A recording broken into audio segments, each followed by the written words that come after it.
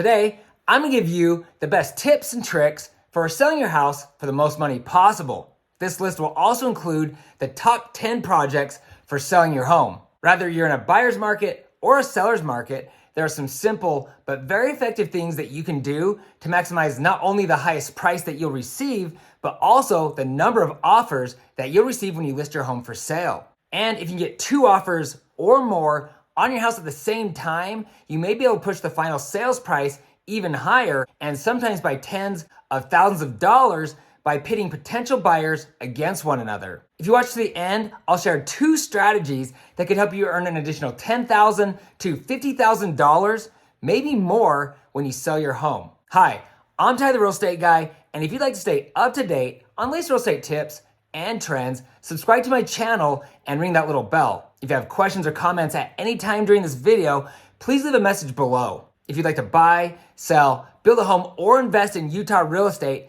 feel free to call or text. I would love to talk with you. The process of selling a home has changed significantly since I first started selling homes nearly 20 years ago. Here's an in-depth look at the top 10 things you can do to sell your house for top dollar. Number 1, obviously a great time to sell your home is when there are more buyers than sellers. This is why we saw record appreciation in 2021. When housing inventory is low, you'll easily sell your house, and often above market value. The disadvantage of selling your house in a hot market is that you also need to buy one.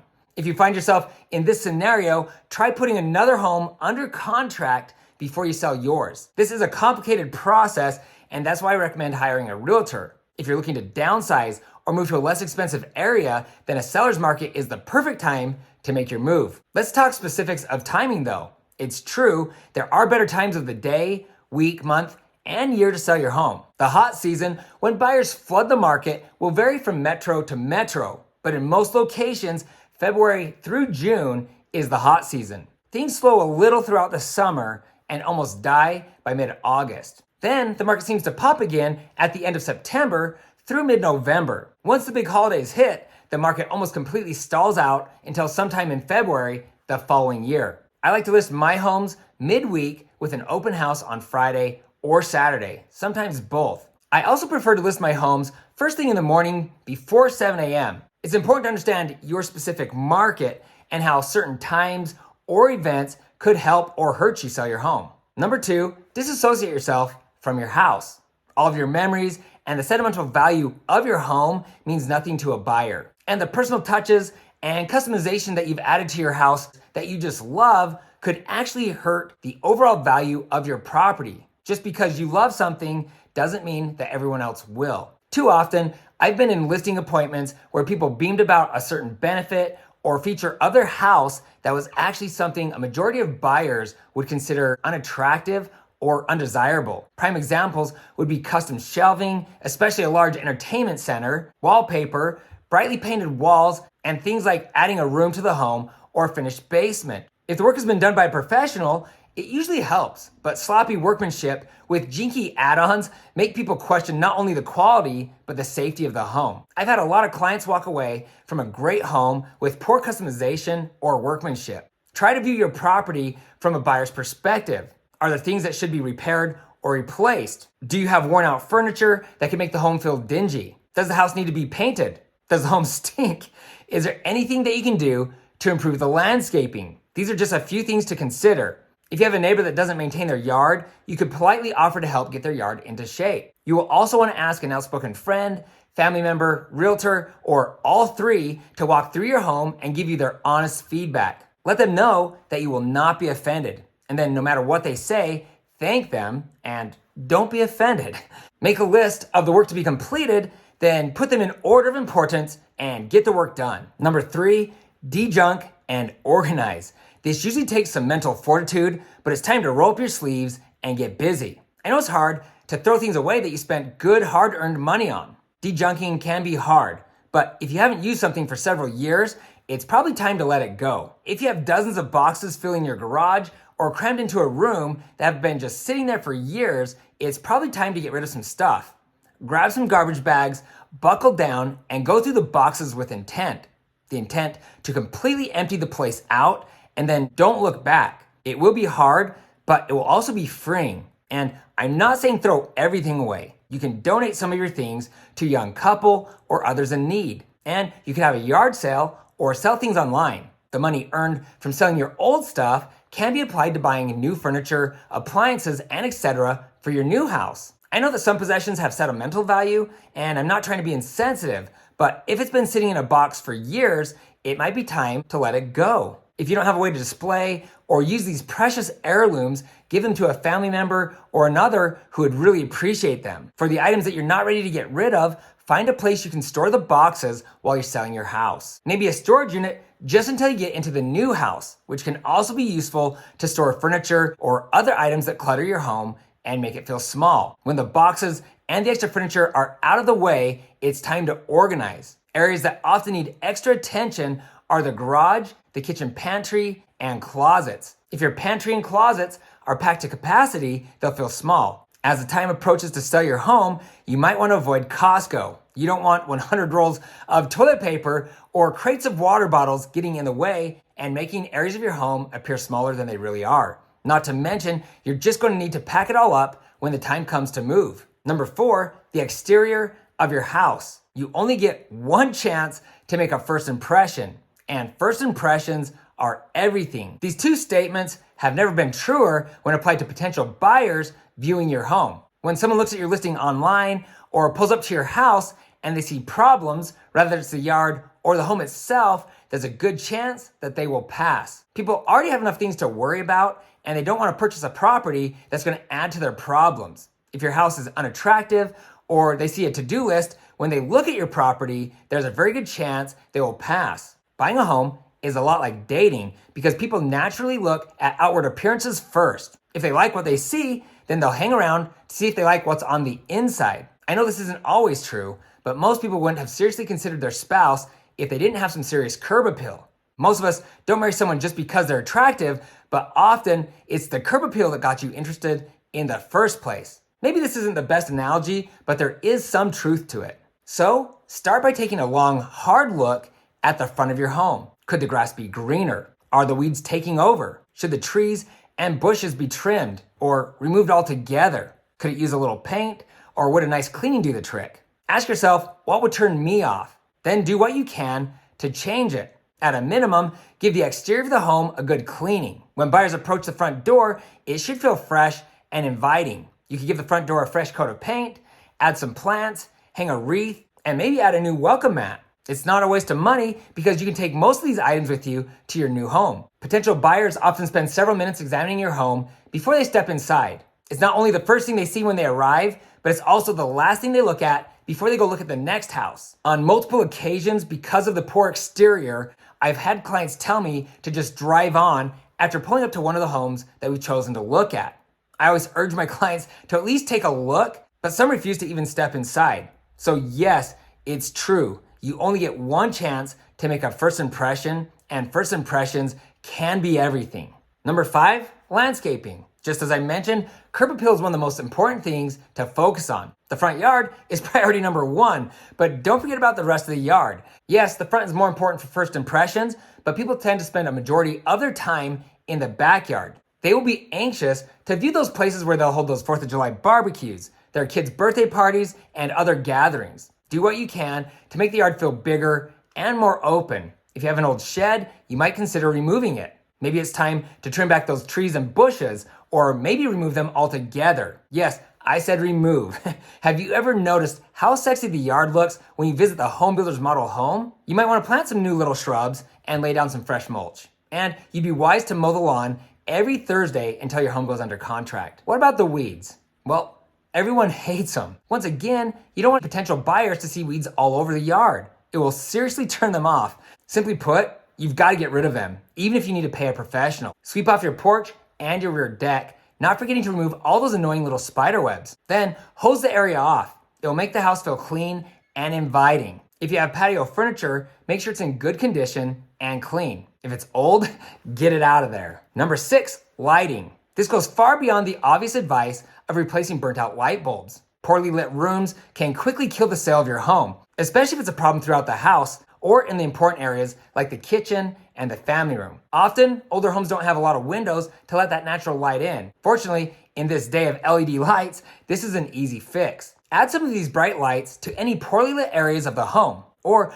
go crazy and add them everywhere. Consistency in lighting goes a long way. You might consider replacing all the light bulbs in the house. And you'll probably wonder why you waited so long to do it. Before showing, open the blinds to let some of that natural light in. Number 7, the kitchen and master bedroom. Most people consider the master bedroom, including the master bathroom and the kitchen, to be the most important rooms in the house. So you want to focus particularly on these two areas. Is it time to replace the old plumbing or lighting fixtures? Is there something else you can do to spruce up these areas? If you're like me, it's probably time to clean out your closet. I talked about this earlier, but if you're not quite ready to get rid of those old clothes, pack a bunch of them up and get them out. If the closet is packed to the gills with shoes, clothing, and accessories, the closet will feel too small. Same goes for the kitchen pantry. Clean it out. Often, a large percentage of the food in the pantry has already expired. As you prepare to list your home, and while it's on the market, try to eat the food that you currently have in the pantry. This serves 3 purposes. Number 1, it'll help empty the shelves. Number 2, it'll help you save some money. And number 3, if you eat it, you won't have to pack it up and move it. Also, keep those kitchen countertops clear. Unless you have some great staging ideas, the blender, toaster, and things of this nature should be out of sight. Same goes for the bathroom counters. To leave a lasting impression, the kitchen, master bedroom, and master bathroom should really sparkle. What about staging?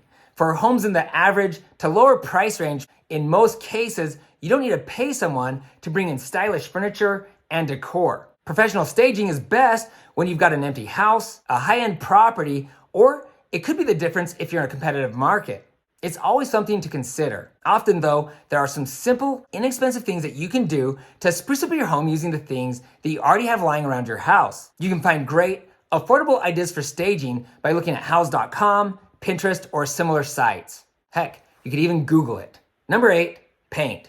I'm gonna keep this short and sweet. Nothing, and I mean nothing, can make a house feel new like a fresh coat of paint. Because most of us can do this on our own, painting can be a relatively inexpensive way to brighten up your home, and as I just mentioned, make it feel clean and new. Number 9, smell. For most homes, it's as simple as plugging in an air freshener or lighting a scented candle. Holiday appropriate aromas are great, but don't overdo it because some people might think that you're trying to mask an unpleasant odor. In some situations, you may need to have professional cleaning to remove smells. And if that doesn't work, you might need to replace the carpet or get rid of your precious pet. Not permanently, of course, but the stench or sight of a litter box will deter some buyers. A lot of people are opposed to animals living in the home. It could be allergies, but to many, animals are filthy and they wonder how many times and where the creature has urinated or dropped its little bombs in the home. Yes, there are loads of pet lovers, but there are also a lot of pet haters. And there's even pet lovers who don't allow animals inside the house. So to prevent any objections people might have, remove all signs of that extra furry little family member living inside your home. Number 10, attack your honeydew list. You know, all those little annoying projects that you've been putting off for years, the dings in the walls, the leaky faucet, the squeaky door, loose doorknobs, and etc. Chances are, if you've noticed them, buyers will too. When potential buyers walk through your home, all these little things will add up, devaluing your property. So grit your teeth and get her done. As I mentioned earlier, make a list and place things in order of importance. Or if there are several small projects that you complete quickly, start there. Keep your list in a visible location as a reminder and so you can add to the list when other things come up. And be prepared for things to go wrong as soon as you decide to sell your home. It sucks and I'm not sure why it happens, but something always seems to come up. Now, some of you might be tempted to hide past or present damage, or just hope that the new buyer won't notice. But it's required that you fill out a seller's property condition disclosure divulging any damage, past or present. Should you lie or admit anything, you could be sued or held liable, even after you've moved out of the house. And usually, the person buying your house will hire a home inspector. If there's something wrong with the home, it's highly likely that the inspector will discover it. As a condition of purchasing the home, buyers often demand that you make the repairs. This is negotiable, but to maximize your sales price, it's best just to have things completed. Sorry, I guess I have one more. Number 11, end with a deep clean. A simple or quick cleaning will get you by,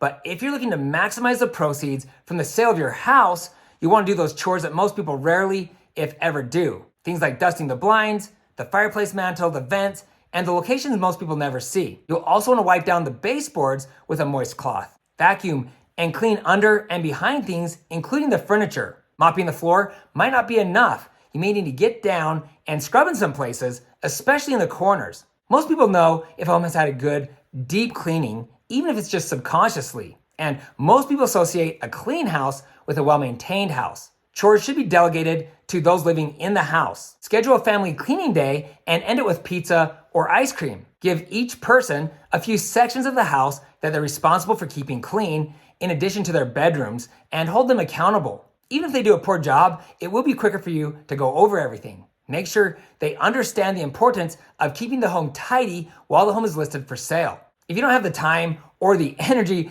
to do a thorough job, hire a cleaning company. It might be the best money that you've ever spent, as a few $100s for professional cleaning could net you thousands, maybe even tens of thousands of additional dollars on the sale of your home. Here's a pro tip that could save you a lot of heartbreak. Don't be greedy. What do I mean? Well, I've seen a lot of sellers lose the perfect buyer over a few $1,000s. Here's 2 examples. You list your home with the resolve not to accept a penny less than a certain dollar amount. Then you receive an offer for $2,000 below that price. Or in scenario number 2, after negotiating back and forth with a potential buyer, the counteroffer comes back a few $1,000s short of your bottom line. In these situations, when you have an otherwise perfect offer, but you're a few $1,000s short, just let it go and close the deal, especially if you're anxious to move on. Depending on the market or your home or whatever scenario, you might have to wait a few more months to sell the property, and you could be forced to drop the price. How frustrating would that be? And the longer your home sits on the market, the less likely it is to receive views as people start to wonder what's wrong with the property. And when the home's been on the market for a while, you're more likely to receive lower offers as potential buyers assume that you're becoming desperate or that you're coming to the realization that you overpriced your home. Okay, so as promised, here's my 2 strategies that can easily earn you tens of thousands of dollars more when you sell your house. Number 1, you become the bank. I'm not talking about renting your home out. There are creative ways to maximize the money you earn from the sale of your home should you choose not to sell traditionally. Here in Utah, we have a creative way to sell your property that can easily net you an additional $50,000 and often more than that using our seller financing strategy. Using seller financing, we consistently sell homes above market value. It's something that can be done in a good, bad, or flat market. We've been able to procure large down payments of 10% or more, and we're able to charge the new buyer a mortgage rate of 6.5% to 7% and sometimes higher than that. And the icing on the cake, unlike a rental property, you have little to no management. They are buying the house from you, so they're responsible for repairing and replacing things when they break. Sound too good to be true? It's not. We specialize in these types of transactions and consistently achieve massive returns for our clients. Yes, there are nuances to what we are doing, and seller financing is complicated, but when done right, you can make unbelievable returns, and seller financing will allow you to purchase more investment properties quicker. If you'd like to learn more, check out my video with Dustin Zeller, Build Massive Wealth Fast. I'll add a link to this video below, along with links to some seller financing transactions that we've recently completed, so you can see the insane returns that we're getting for our clients. Or if you live in Utah or you'd like to invest here, feel free to contact me directly. I'd love to meet with you. Strategy number 2, hire a realtor. I know some of you just rolled your eyes, but please hear me out. Yes, there is a commission to be paid, but homes listed by realtors sell for significantly more, and real estate agents can save you from a lot of frustration. Is paying the commission worth it? I assure you it is if you hire the right realtor. I'm talking about a full-time professional real estate agent with a proven track record. You should probably avoid new or part-time agents and discount brokerages who are known to underprice your home for a quick, easy sale. Not hiring a realtor to sell your home will put you at a severe disadvantage against buyer's agents who have completed dozens, if not hundreds of successful transactions. Realtors remove a huge chunk of the workload. They gather the required data to list your property, schedule open houses and showings around your busy life, and they'll screen those wanting to see your home to confirm they're actual buyers. A realtor will accentuate the best features of your property with professional photography and an enticing description. Real estate agents use proven marketing strategies. They have connections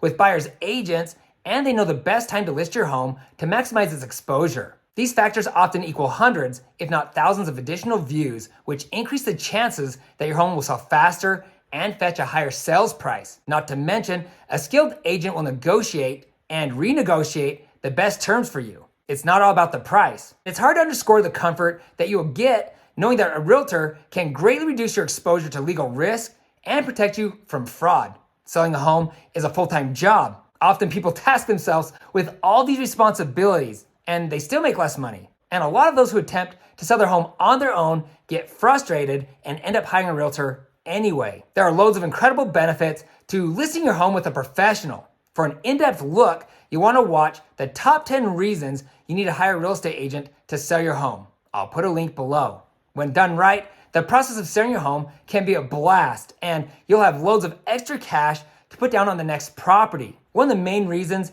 I became a realtor was so that I could guide great people just like you through the process of buying or selling a home and then hopefully to become real estate investors. I have hundreds of videos to guide you through the process. I'll put links to the most helpful videos below. If you're looking to buy, sell, build a home, or invest in Utah real estate, please feel free to contact me directly. I would love to talk with you. If there's something that stood out to you as being helpful, or if you have questions, please comment below. I'll always do my best to respond to each one of you. If you know someone who's thinking about selling their house, please share this video with them. And please don't forget to hit the subscribe button below and ring that little bell to be notified each time I post new videos. Also, you can find me on Instagram at Ty, the Real Estate Guy. If you found this information helpful, please give me a thumbs up. Thanks for watching, and don't forget to ring that little bell below. It'll make you feel good.